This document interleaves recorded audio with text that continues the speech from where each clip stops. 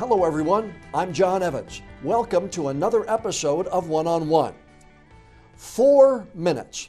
On April 3rd, 2018, Mark Robinson stepped up to the podium at a meeting of Greensboro City Council. He delivered a fiery 4-minute speech on gun rights. He used the words, "I am the majority," in vehemently criticizing leaders for not protecting his rights to own a gun. It seems like every time we have one of these shootings, nobody wants to put the blame where it goes, which is at the shooter's feet. You want to put it at my feet.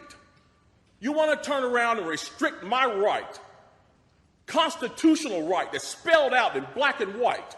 You want to restrict my right to buy a firearm and protect myself from some of the very people you're talking about in here tonight. That speech became a turning point. It went viral, and so did Mark Robinson. In less than 3 years, he went from factory worker to being elected as the first black lieutenant governor in North Carolina history. Robinson's political stature sure has changed, but the way he expresses himself has not. He is outspoken about his conservative beliefs and principles.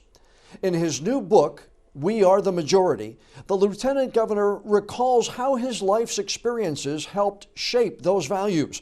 Values that his supporters admire, but his critics dislike. Mr. Lieutenant Governor, nice to meet you. Thank you for taking the time. Thank you for having me here. It's a pleasure. Thank you for being here. As if you're not busy enough, you're Lieutenant Governor, you lead the state Senate, you're traveling across the country as a requested speaker, you're a husband, you're a dad, you're a grandfather. When did you find time to write a book about your life? Well, you know, we wrote this book as a manuscript. I wrote it with a friend of mine and shelved it for about a year. And then I had the chance to meet with a publisher, passed the manuscript to him. He liked it. He thought it would make a good book, so we fleshed it out a little more. And I get the rest, as I say, I guess it's history. Why was it so important for you to put your life and your beliefs down on the printed word? I write little 30-second snippets all day. Anybody that can put a book's worth of material together has my respect. Why was it so important for you to do it? I think one of the things that I'm most concerned about is making sure that you tell your own story. And we wanted to make sure that we told our own story. We didn't want anyone else to tell our story for us. We didn't want people to speculate about who we were or where we came from. We wanted to put it down in our own words, so to speak, and let people know exactly who we are, where we came from, and what we believe. So we did no better way to do that than by writing a book. That's your words, it's your responsibility, right? Absolutely. That's the way it is. You share a lot of stories about your childhood in Greensboro, yes. Growing up in poverty, a father who abused your mother. You have 9 siblings. Yes. What type of reaction did you get from family members as you're sharing family stories and what many may have thought were family secrets? They were all for it, and I can tell you why. Okay. One of the reasons why I feel like we came through the trauma that we came through on the other side and are healthy, well-adjusted adults is because we had each other. And this was never something that we hid, never something that we didn't talk about. In fact, I believe our therapy came from us sitting around as children and as young adults and as older adults now, talking to each other and talking about those things and working through them and seeking to understand them. I think that close family bond that we've had and that ability to be able to talk about those things that we witnessed helped us to heal from those things. And so they were all for it. In fact, they were very much in favor of it. Is there a person who helped shape your life and your future the most, maybe a father figure after your father passed? Who might that person be that you look back and say, had it not been for X, had it not been for Y, I might not be where I am today? It's definitely my mom. It's definitely my mom. My mom faced a Herculean task after my dad died. My dad was the authority figure in our house. He took care of everything. And my mom had never worked outside of the home. When my father passed, I was around 12 years old. She still had 5 children in the house. And my mom could have easily just gone on welfare and been one of those people who depend on the government to take care of our house, but she didn't. My mom went to work as a custodian. And watching my mom go to work, and not only watching her go to work, but watching her go to work and actually make our lives better because she went to work, made a huge impact on me. And so I definitely count her as the person that may had the most influence on me. You talk about the first paycheck she got going to McDonald's. Oh, absolutely. Being the best day that you can remember. Oh, absolutely. It was. And that was the hallmark of my mom. My mom always put her children first at every point in her life. And again, made a huge impact on me. And I've always sought to do that as a father myself, to put my family, my wife, my children first before myself. Is your mother still with us? She is not. We lost her in 2016. She did not get to see any of this, but sometimes I think she may be a little responsible for it. If you're as close to your, it sounds to me like you were very close to your mom. Yes. In a way that I was close to my father. You have that thought process that they're right here. Absolutely. Every day. Yes. And guiding you in ways you never know that they guide That's right. you. That's exactly right. You're right, like I am in that way. You write about getting married, having children, things going very well. Yes. While you worked at Klossner Manufacturing, and then the textile industry got hit hard, jobs started to leave. I get the sense that as you put everything down, the success, almost losing your home, you talk about decisions that you made. Yes. I get the sense that you want to say, look, if you made mistakes like I did, Yes. you can work hard Yes. and improve your standing just like I did. Absolutely. Absolutely. That's why we tell this story and are not ashamed to tell this story. And I did lose my home, and we did go through financial trouble. But the one thing that I've realized is this: that's a story that's shared by so many North Carolinians. So many North Carolinians have walked in my shoes, and I've walked in their shoes. And the one thing that we understand is this: one of the things that make this state and this nation so great is that you can bounce back from those things that happen to you. As long as you continue to work hard, continue to apply principles in your life, you can succeed even after failing many times. We see many of our most prominent people in history. They failed, then finally they succeeded. And so failure is just one of those things that comes in life. And people, I really encourage people not to be ashamed of their failures, but to learn from them and move forward, and you can eventually win. Do you ever sit back and think where your life would be had you not decided to go to the Greensboro City Council meeting that night? Do you think, would you still be general manager of a pizza store? Would you be doing something else? Because, we all come to that fork in the road. We make those decisions, but every once in a while it's kind of interesting to think back, if we'd veered left instead of right, where you'd be. Yeah, I think about that often. I think that I probably would be somewhere teaching in a classroom right now, because that was my goal. I was working full-time, going to school full-time. The goal was to be a history professor at the college level. So I suppose that I may have become a history professor at that point, but who knows? I stopped speculating on it a long time ago, because that's not the direction God wanted me to go in. Understand. Yes. If someone would have said to you in 2017, when you were back as that restaurant general manager, say, Mark, you don't know this, but in 5 years, you're going to have set history in North Carolina. You're going to be called out at big events by a former president of the United States. You're going to be talked about as a gubernatorial candidate. What would that Mark Robinson have said back then 5 years ago before all this happened? I never would have believed it. I never would have believed it, but here's the thing. I would always believe that it could happen. I've always believed that it could happen. I've always believed that I live in a state and a nation where anything is possible, and it's proven true in my life. And it's funny that you say the 5-year mark, because there was a time when I was working in a factory, and we had these little employee suggestion cards. And one day I was sitting at my desk kind of daydreaming, and I wrote down on that card, I said, on this date, so-and-so, so-and-so, I sat at my desk and wondered what I'd be doing 5 years from now. And from that, when I wrote that, to the next 5 years was the whole city council thing, and now what I've come into. So you write in the book how your wife reacted when you got home, asked you questions, you didn't remember what you said, then the calls started coming in. Yes. Do you remember where you were and when the moment was you decided, okay, people have encouraged me to run for office, all this has happened. Where were you when you said, okay, let's do it? Actually sitting at my kitchen table with my wife. I was sitting at the kitchen table, my wife was at the stove, and I told her, I said, I think that I'm going to run for office.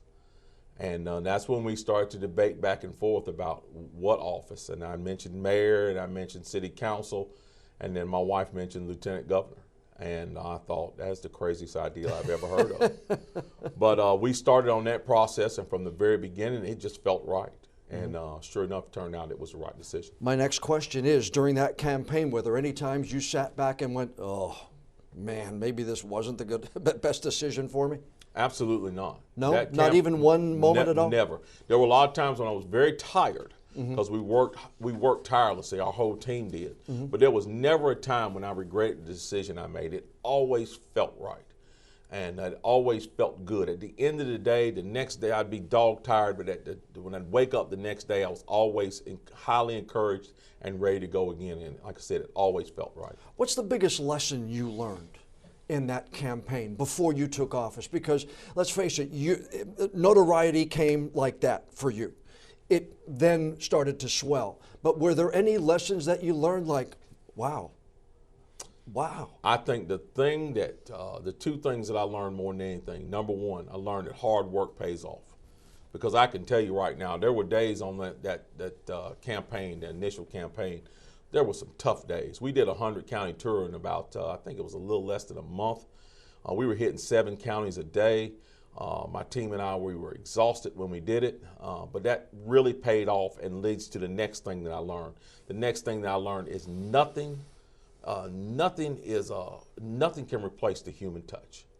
Being face to face with somebody, expressing to somebody face to face your beliefs, what how you feel, talking directly to people, walking up to them, pressing the flesh, meeting people face to face, nothing can replace that. Positive and negative interactions? Absolutely.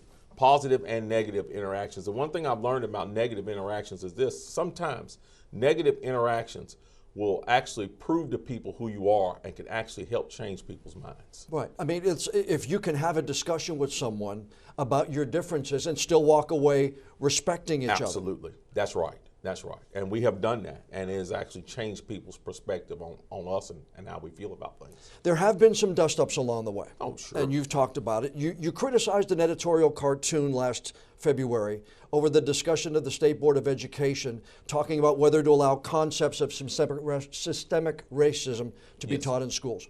You said the standards lead to the wrong direction. They lead to an anti-American settlement. If you want to teach children to embrace a system, tell them to embrace the system that ended slavery, ended Jim Crow, and that gave women the right to vote. Right. You said you talked to the NAACP about that in the days after that. What were those discussions like, if you don't mind me asking? Because let's face it, you advocate one way for black individuals. They advocate a way that is not aligned with yours. So what were those discussions like? What I really encourage people to do is focus on unity. And when I say that, this is what I mean. All the issues that we've ever faced in this nation, whether it was the issue of gaining our freedom initially from the British, or whether it was bringing the nation back together and ending slavery, whether it was the women's rights issue, whether it was the civil rights movement, we always did those things together. Good people of all stripes, of all communities coming together to do what's right. And that's what I try to encourage them to do, is to focus on that. I believe that's what brings us together. When we look back and see that slavery was ended not just by white Americans or black Americans, it was ended by both white and black, male and female, across the board, people who believed in doing the right thing. The same thing is with all those other issues. And that's the thing that I think that we should focus on, and that was the conversation that I had with some of those folks. Can you move forward working with individuals with the NAACP, even though your beliefs may not be aligned? Absolutely. And that's one of the things that I want people to understand about me more than anything. I have my opinions about a myriad of topics, but there are some times when you need to take your opinions, now I didn't say your principles, your opinions, and leave your opinions outside the door. Because we want to sit down at the table with all rational, sound people and listen to them and listen to their point of view. Because the one thing that I learned in my working career is this: there really are no stupid ideas. There are no stupid ideas. Right. And no stupid questions. And no stupid questions. Right. You can grab gems out of from all different perspectives. It's just a matter of whether or not we're willing to invite those people, those well-meaning, sane, rational people to the table and actually listen to them. And you know, everybody might say, I have a dumb question, and it's no. Every question is to gain knowledge. That's exactly right. No matter what the question is right. about. That's right. I want to ask you this because I think it's going to foster a discussion. You called in an address at Asbury Baptist Church. There's no reason for anybody anywhere in America should be telling any child about transgenderism, homosexuality, any of that filth. Now, you say, yes, I called it filth, and if you don't like that I called it filth, come see me, I'll explain it to you. Yes. You were talking about the books used to teach children in school. Absolutely. That's Absolutely. what it was. And we wanted to make that clear. We were not talking about individuals. We were talking about the presentation to minor children of pornographic images in our schools. We had something called the Facts Task Force, where we uncovered these incidents of what we call indoctrination in our schools, sexualization of our children in school, and we ran into a lot of this stuff. And we were eagerly wanting to present this stuff to the public. And we were making plans to do so. It just so happens that this coincided with that same time. And when it happened, I was ready to show people exactly what I was talking to. And coincidentally, we did. We showed these images on the porch of our office to the television cameras. And oddly enough, when the television reporters put it on television, they blurred the images out, which was quite striking to me. Well, there are some images you can't show on television. Absolutely. Though. Okay. Right. So you're saying that was making your point. That's making my point. If you can't show it on TV, why are we presenting it to our children in schools? Okay. When do you think children should learn about those issues? And I've heard somebody else ask you this question, and you say after we teach them to read or write. But is there an age? Is there a maturity level when you think they should learn about homosexuality and transgenderism and those issues? To be quite honest with you, I think those are issues that need to be taught at home. Okay. If parents wish to teach their children about those things, they need to teach them at home.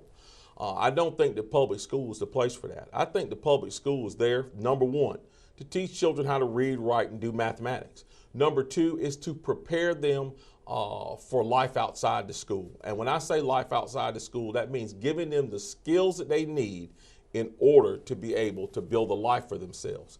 Now, those social skills and those social topics about homosexuality or about any of those other things, sure, there's a place for that. But I believe that lies with the parents at home.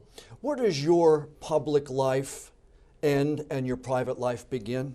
Or don't you have a private life anymore? I really don't have a private life anymore. I try to keep my life as private as possible.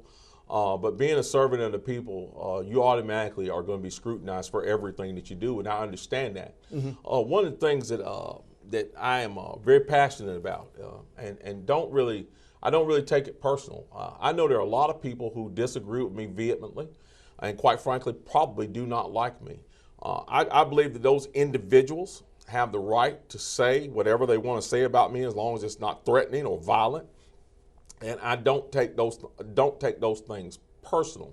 What I do sometimes take personal, however, is when I'm mischaracterized by professionals, whether they be in the political realm or whether they be in the press. I don't like the outright untruths that sometimes can try to assassinate your character.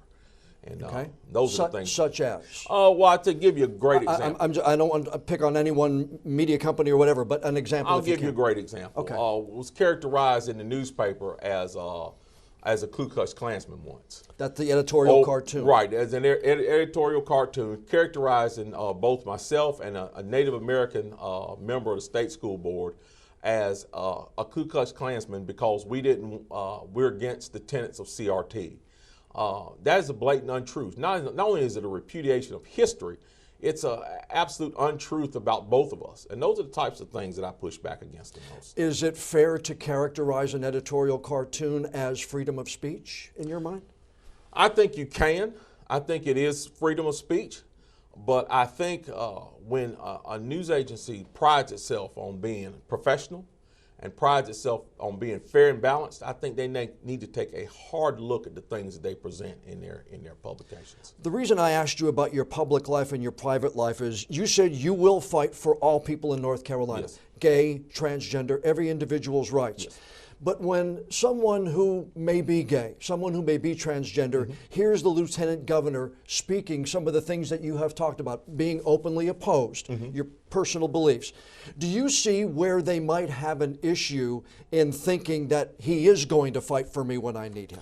Absolutely. And the one thing that I want to assure everybody of is this, and I challenge people to this too. There's never been a time when I have championed any type of legislation or any type of law that I believe would take away the constitutional rights of anyone in this state or in this nation.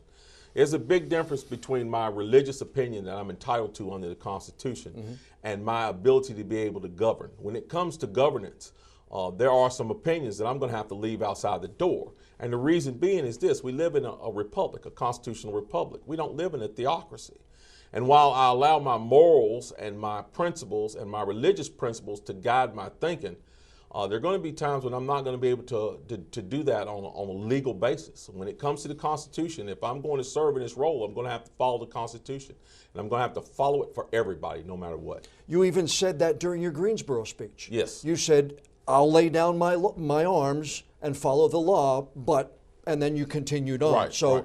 It seemed to me like you even had that belief even back then. I do, and to a point. I mean, I'll give you a great example. There was a lady in Kentucky once, I believe it was Kentucky, they legalized gay marriage. I think she was the Register of Deeds, and it was her job to issue these licenses.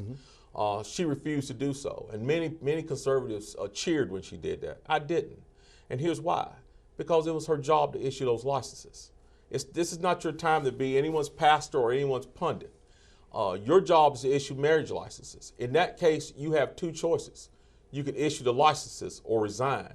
And I think you make a stronger statement in your faith and what you believe by resigning than you do standing in front of the law. Resign, go be a person who will fight against that law if you think it's not just or think it's not right. But don't stand in that seat that you've been placed in, and don't stand in front of the law. Do your job. As the General Assembly comes back next year, as you continue to be the head of the state Senate, what would you like to see happen, if anything, to North Carolina's abortion law?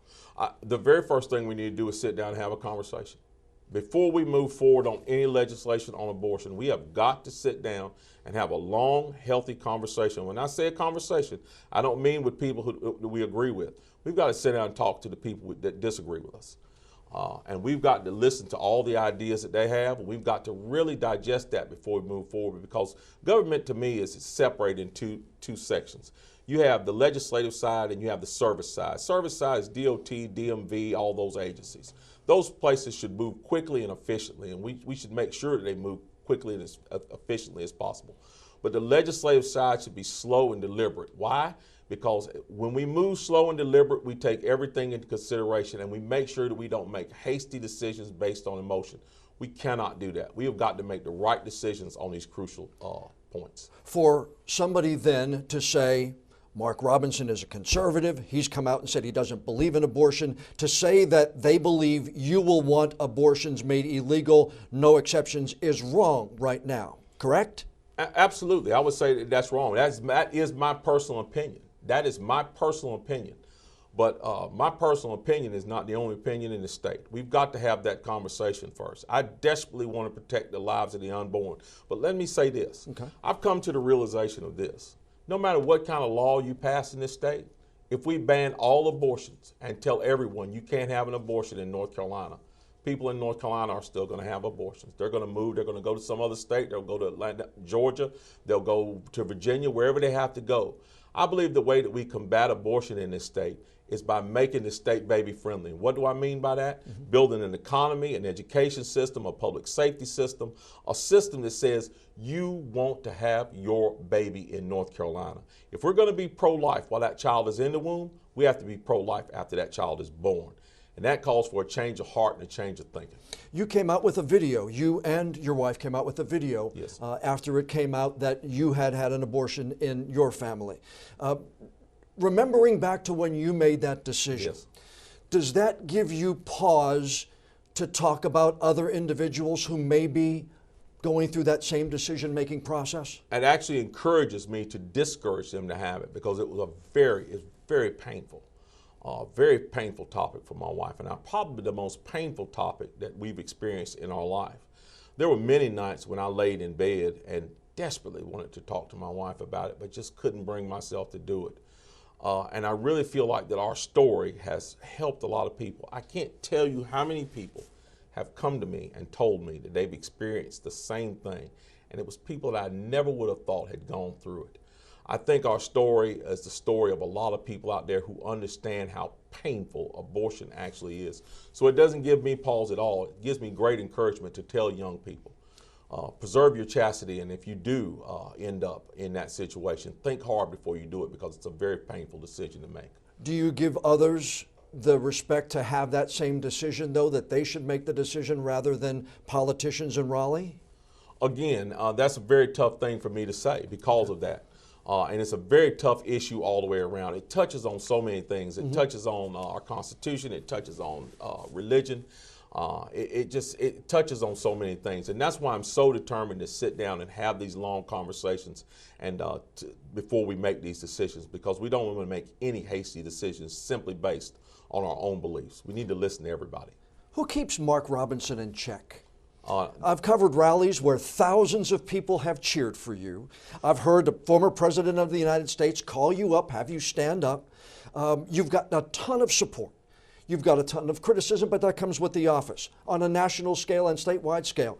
But who keeps Mark from getting maybe a little too big for his britches, as my grandmother used to say? That would be my wife when she tells me to take out the trash. Yeah, my wife keeps me grounded. My family, they keep me grounded. We have, in our family, we're always joshing each other and kidding each other and, pulling each other's chains, so to speak. Right. So my family keeps me grounded.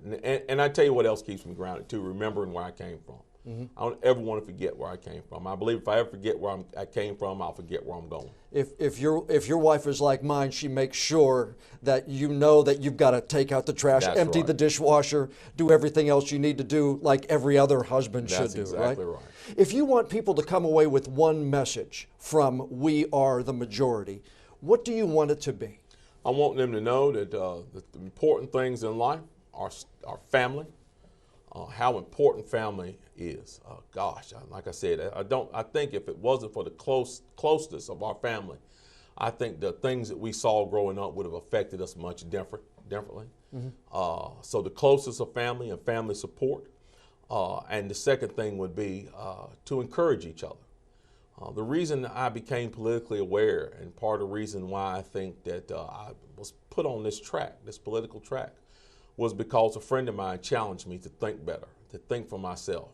And that's very important for us to do, is to encourage each other. And then the final thing, of course, is always speak up and speak your mind for what you believe in. Who was your friend? Who was that friend? His name is Wayne Campbell. He's actually my best friend in life. Met him I was in the 4th grade when we met, and we've been friends ever since. Did you call Wayne after the election? Do you talk on a regular basis? I talk to him all the time. Yes, sir. Yes, sir. And what does he say? Oh, he's just thrilled as he can be.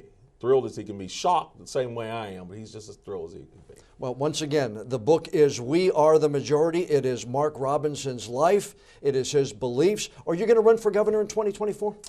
That remains to be seen, but the possibilities look pretty good. When will you make that decision? Not until after the midterms. Not till after the midterms. Yes, sir. Lieutenant Governor Robinson, thank you so much for coming in. Thank you, Thanks sir. for joining us for the One-on-One podcast. And I'm sure we'll talk to you again on down the road. You got it. Yes, sir. Thank you so much. A big thank you to North Carolina's Lieutenant Governor, Mark Robinson, for taking time to come in for our podcast interview to talk about his book, We Are the Majority, and about the issues that will likely come up when North Carolina's General Assembly reconvenes next year. If you'd like to learn more about the Lieutenant Governor, his personal website is markrobinson4nc.com, and his official website as Lieutenant Governor is ltgov.nc.gov.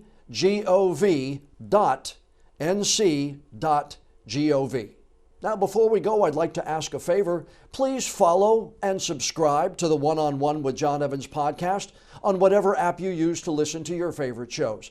And if you would be so kind, please leave us a rating or a review.